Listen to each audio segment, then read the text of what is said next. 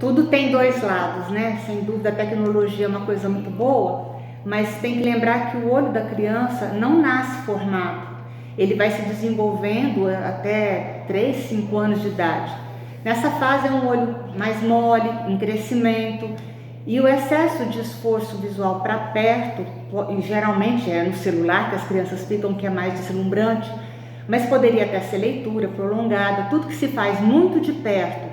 E a baixa de atividade ao ar livre estimula o aparecimento de miopia. Então, a gente sabe que até 2050 a quantidade de míopes vai aumentar muito no mundo inteiro, nos países asiáticos, que já tem esse hábito de muita leitura.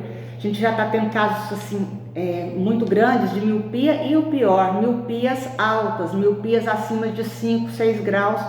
E junto com as miopias altas a gente pode ter várias doenças graves, né? Glaucoma, descolamento de retina.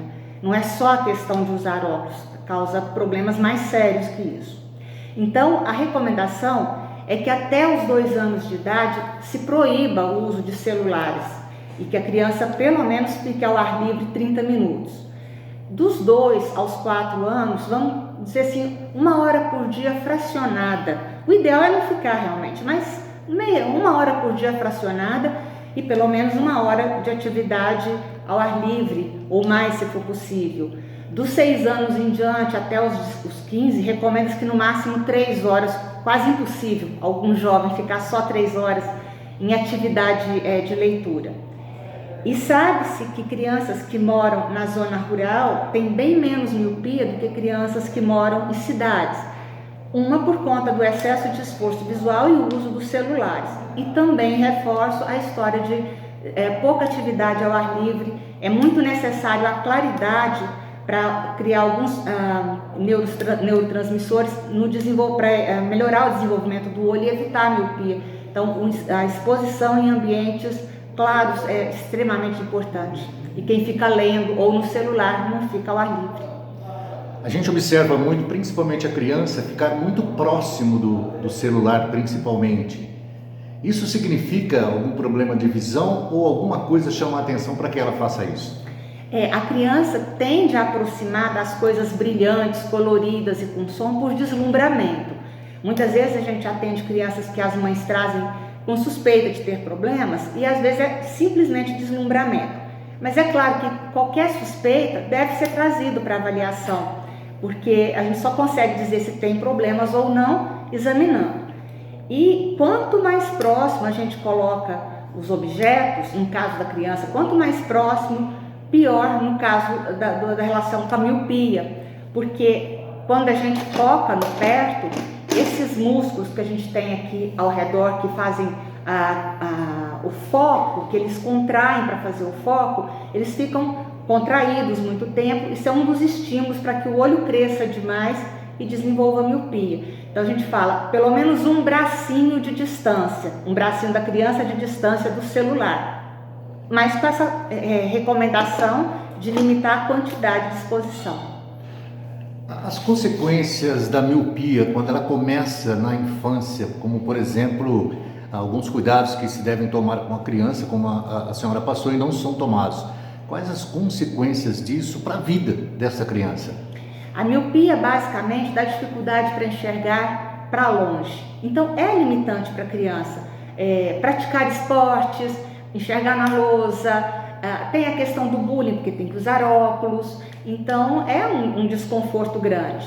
Isso considerando só o fato de ser portadora de um grau. E tem que lembrar que se a miopia se torna muito grande, tem as complicações.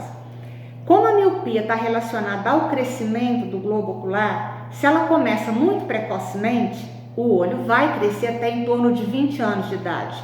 Se a miopia começa muito cedo, dá para entender que ela vai ficar muito alta quando estabilizar. Então é por isso a grande preocupação da gente de tentar conter, pelo menos para que apareça mais tarde. Existe um fator genético no aparecimento da miopia, em torno de 3 vezes mais probabilidade da criança ter miopia se os pais forem míopes.